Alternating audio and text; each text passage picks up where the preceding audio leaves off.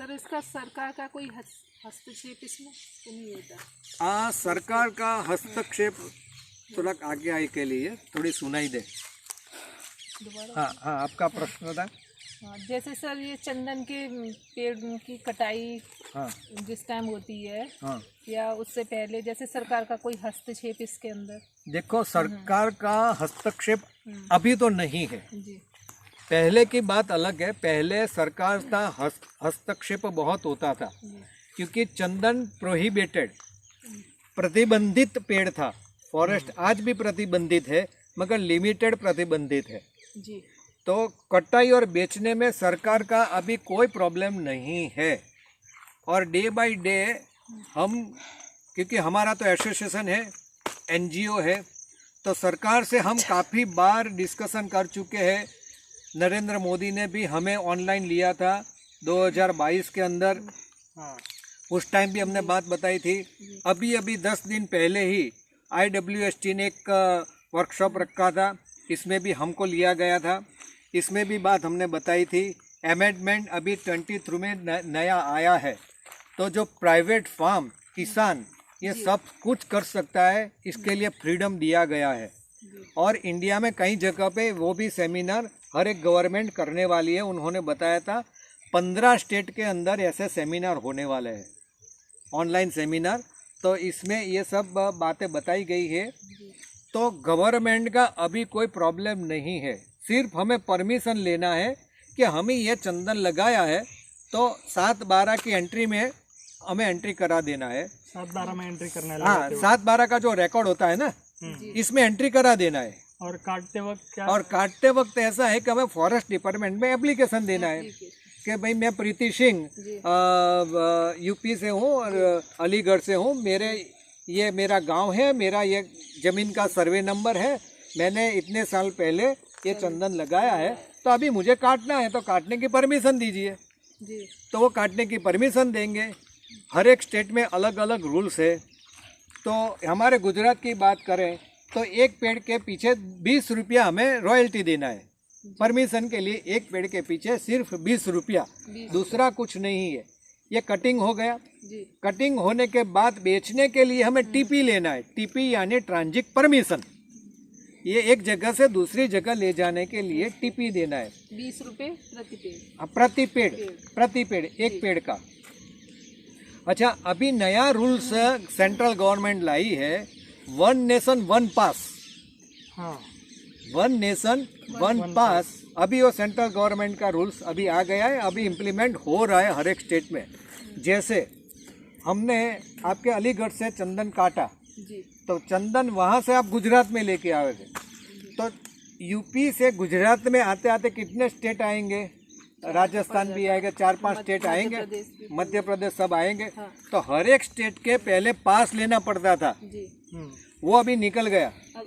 अभी एक ही पास होगा, वो ऑनलाइन होगा, वो ऑनलाइन एप्लीकेशन होगा, एक ही पास बनेगा। आप वहाँ से यहाँ तक एक ही पास से लेके आओगे, कोई गवर्नमेंट फॉरेस्ट डिपार्टमेंट आपको डिस्टर्ब नहीं करेगा।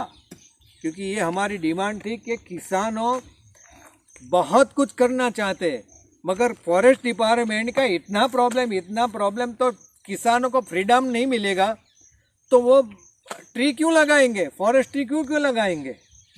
और फॉरेस्ट ट्री जितनी बढ़ेगी, इतना क्लाइमेट चेंज में फर्क पड़ेगा, कार्बन क्रेडिट भी मिलेगी, काफ़ी कुछ होगा। तो अभी किसान सबसे ज़्यादा फॉरेस्ट ट्री वगैरह लगाएंगे। तो अभी ये प्रॉब्लम गवर्नमेंट का नहीं है। यदि कई बार ऐसा होता है, फॉरेस्ट डिपार्टमेंट में जो लोअर लेवल होते हैं, इसको नॉलेज नहीं होता है, वो कई बार दिक्कत खड़ी करते हैं। तो कभी भी ऐसा लगे तो हमारा एसोसिएशन का कांटेक्ट करिए।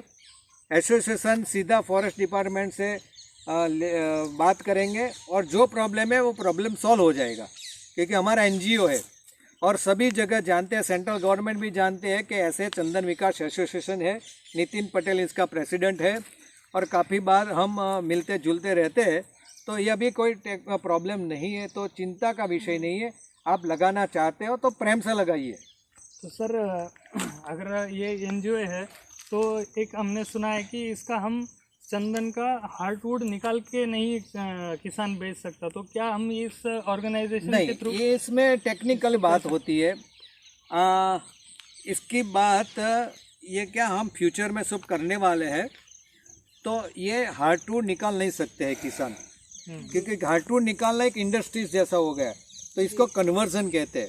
कन्वर्जन करने के लिए लाइसेंस लेना पड़ता है, और गवर्नमेंट नया लाइसेंस किसी को देती नहीं है। तो किसान कितने किसानों को लाइसेंस देंगे? तो ये क्या कंट्रोल नहीं रहेगा चंदन का। तो जिसके पास लाइसेंस है वहाँ फ्यूचर में हम लाइसेंस लेने वाले हैं, फ्यूचर में हम कंपनी डालने वाले हैं। वो हम आपको कल फॉर्म भी दिखाएंगे, इसमें ये डिटेल बात करेंगे, तो आप इसके ऊपर हम ज़्यादा प्रकाश नहीं देंगे। दूसरा कोई क्वेश्चन है तो आप हमें पूछ लीजिए। सर, चंदन के लिए कौन सी खाद्य सामग्री सही अच्छा, रहेगी? खाद की हाँ, बात है। हाँ। देखो, ये जो फार्म है ना, यहाँ कोई खाद देते नहीं है। जी ये कोई खाद, बिना खाद का ये हो रहा है। अच्छा, अच्छा, कई लोग ऐसे करते हैं कि ये खाद दीजिए, ये खाद दीजिए। ये लोग कंपनियां निकल पड़ती है, कंपनियां के जो मार्केटिंग वाले बाइक लेके निकल पड़ते हैं कि ये डालो बहुत ग्रोथ हो जाएगा, ये डालो। नहीं नहीं नहीं नहीं, चंदन स्लो ग्रोइंग ट्री है।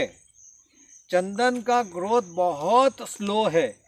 कुछ भी डालो, चंदन का ग्रोथ में ज़्यादा फर्क नहीं पड़ेगा। फिर भी आप जो भी डालना चाहते हो, जीवामृत है, पंचगव्य है, वो गोकृपा अमृतम बैक्टीरिया कल्चर है, ऐसे कोई भी ऑर्गेनिक डालिए। और सबसे ज़्यादा यूमिक फुलविक एसिड डालिए, वो भी ऑर्गेनिक है, यूमिक फुलविक एसिड। इससे क्या ह्यूमस होता है, और ह्यूमस से चंदन का ग्रोथ में फ़र्क पड़ेगा। बाकी कोई ऐसा कि G3 डालिए, ये डालिए, डे डालिए, नहीं, इससे कोई फ़र्क नहीं पड़ता है। आज तक मैंने बहुत ट्राई करे मेरे फार्म में, मगर ऐसे इसका डेवलपमेंट होता है, विकास होता है, ऐसा नहीं होता है। तो कुछ भी डाल मत करिए, पैसे मत बिगाड़िए। जी। गाय का गोबर डालिए, जो भी है ऑर्गेनिक डालिए, तो इसमें कोई प्रॉब्लम नहीं है। किस तरीके से लगाएं सर? गाय का गोबर तो सुबह में बताया था, तो पहले गड्ढे करने, बाद में 10 किलो, 20 किलो, 30 किलो वो हर गोलाई करके अगल बगल में डाल दीजिए। वो तो नीचे उसका जो बेनिफिट होने वाला है वो तो होने वाला ही है। यूरिया DAP की बात होती है, आज तक हमारे तो कभी मैंने यूरिया DAP डाला ही नहीं है। यूरिया DAP कहते हैं कि डालो, डालना है तो डाल सकते हो, मगर इसे क्या ज़मीन में केमिकल क्यों डाले? ज़मीन में केमिकल क्यों डाले? ये तो ऐसे भी भगवान का ट्री है, नेचुरल ट्री है, तो होने दो ना। तो इसमें कुछ लोग कहते हैं कि जब पौधा लगाते हैं उस टाइम पे भी कुछ फंगस के लिए कुछ दवाई डालनी चाहिए। फंगस वो की क्या जो डालनी? बात है, फंगस आप प्लांट लगाते हो उस टाइम फंगस की दवा केमिकल डालना ही डालना है। इसमें ऑर्गेनिक फंगस काम नहीं करेगी, बिल्कुल नहीं करेगी। इसके लिए आपको फंगस के लिए केमिकल ही डालना पड़ेगा, इसमें कोई गुंजाइश नहीं है। प्लांट्स लगाते हो उस समय, अब जैसे आज मैंने प्लांट लगाया तो आज हमने फंगस की दवा लगाई, इसके 10 दिन 15 दिन के बाद एक बार लगाओ, इसके 10-15 दिन के बाद एक बार लगाओ, यानी महीने 1.5 महीने तक ये काम करिए तो आपका प्लांट सेट हो जाएगा, इसको फंगस नहीं लगेगी। चंदन की खेती में सर किसानों को 1 एकड़ में लागत कितनी आती है? खर्चा कितना होता है? हाँ, बहुत अच्छा सवाल है। हम कोई भी क्रॉप करते हैं, इनसे चंदन की लागत बहुत कम है इनकम के कंपैरिजन में। इनकम के कंपैरिजन। हाँ, इनकम के कंपैरिजन में चंदन की लागत बहुत कम है। यानी इनकम की कंपैरिजन करें तो 1 या 2 या 5% ही लागत होती है। अच्छा, हाँ, 90-95% प्रॉफिट ही होता है। अच्छा, लागत की बात करें तो चंदन का एक पौधा पहले हम 16-17 में 28 रुपये में यहाँ सेल होता था, अभी 40 रुपया हो गया। डे बाय डे स्वाभाविक है पौधे की कीमत बढ़ेगी, तो हम 50 रुपया गिन के चले। 10 रुपया एक पौधे का ट्रांसपोर्टेशन, कहाँ से कहाँ ले जाना है ये हमारे पर आधारित है। ऐसा समझो कि पर पौधा एवरेज 18 साल में 300 रुपया खर्चा लगेगा पर ईयर। एक साल का एक पौधे के पीछे एवरेज की मैं बात कर रहा हूँ, एक साल का, पहले के साल की बात नहीं कर रहा हूँ। पहले साल लगाएंगे तो 100 रुपया गिन के चलो। इसका गड्ढा करना, ड्रिप इरिगेशन करना, पौधा खरीद के लाना, इसको बोना, लगाना, इसके बाद दवाई देना, जो भी करना है उसके पीछे 100 रुपया गिन के चलो। 100 या 150 रुपये, 100 सवा 100 रुपया एक पौधे के पहली साल।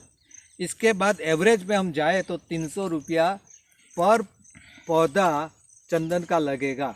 हाँ, हाँ, और इसमें मगर सिक्योरिटी का भी इंक्लूड हाँ, होगा। मगर देखने की बात ये, हम पौधा कितना लगाते हैं इसके ऊपर आधारित है।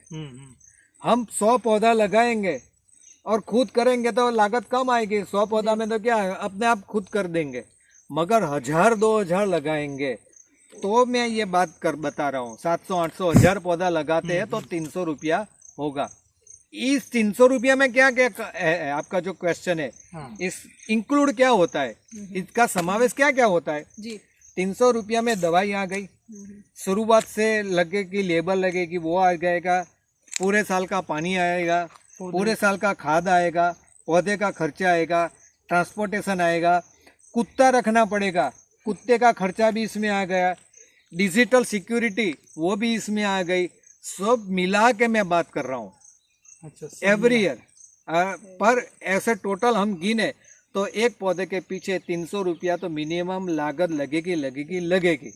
यानी ऐसा समझो कि 18 साल में हमने कटिंग किया, 18 साल तक 300 रुपया की एवरेज, यानी 18 तरी 54, 5400 रुपया एक पौधे के पीछे। 18 साल हुआ जी। 18 साल गिनो तो कितना, 18 2 36 300 5400। हाँ 5400 हुआ ना, 18 तारे 54, 5400, यानी 18 साल तक करेंगे तो एक पौधे के पीछे, एक पेड़ के पीछे 5400 लागत लगेगी। सर शुरुआत की लागत में और एंड की लागत में अंतर होता है सर? अंतर होगा, शुरुआत में ज्यादा लगेगी, जी। बाद में तो इसमें मेंटेनेंस ज्यादा कुछ है नहीं। जी। तो दूसरा क्या होगा, हम खुद करके तो बात अलग है, हम आदमी रखेंगे, जैसे भी यहाँ आदमी था ना, तो ऐसे आदमी रखेंगे तो आदमी का खर्चा लगेगा, उसका खर्चा तनख्वाह बढ़ लगेगा, जाएगा। इसीलिए 300 है। हम खुद करेंगे तो हमारे तो खर्चा ही नहीं गिनते हैं ना, किसान खुद का तो खर्चा गिनते ही नहीं है, जो आया सब प्रॉफिट गिनते हैं। ऐसा नहीं होता है, वो भी गिनना चाहिए, खर्चा गिनना। गिनते नहीं है, वो अपने खुद की बात है, मगर गिनना तो चाहिए। जी बिल्कुल। हाँ, तो इनके साथ ये 300 रुपया गिन के चलो। हाँ, आज मैं बात कर रहा हूँ 2023 में, जी। अभी 10 साल के बाद मैं बात करूं तो 300 से ज्यादा हो जाएगा, 500 हो जाएगा। क्यों? कि सभी की महंगाई बढ़ती जाएगी। महंगाई बढ़ रही है। तो ऐसा नहीं कि नितिन भाई आपने तो वीडियो में ऐसा कहा था, ऐसा कहा था। अरे भाई, जितने जो समझना चाहिए, ये बेस है, हमारे भगवान ने बुद्धि दी है ना, तो बुद्धि से हमें भी सोचना चाहिए कि आज की बात कर रहे हैं। जी। पहले मैं बात कर रहा था 30 रुपया पौधा, जी। अभी पौधा का कीमत 40 रुपया हो गई, 50 रुपया लोग लेने लगे हैं। पहले के मैं 14 की बात कर रहा हूँ तो उस टाइम बात अलग थी। जी। तो ऐसे ऐसे हमें हमारी बढ़ते लेबर का रहे, भी कॉस्ट बढ़ता है। हाँ बढ़ता रहेगा। मगर ये आज की डेट में मैं बात बता रहा हूँ, एवरेज 300 रुपए लगता है हाँ पर पौधा। पर पौधा। ओके।